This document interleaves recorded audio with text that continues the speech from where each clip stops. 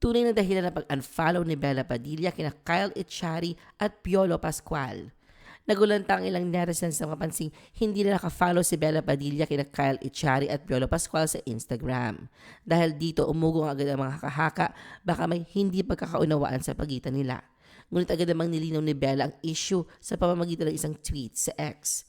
Sa magaan at diretsyo yung sagot, kinumpirma ni Bella na siya nga ang nag-unfollow, kalaki pa ang isang heart emoji.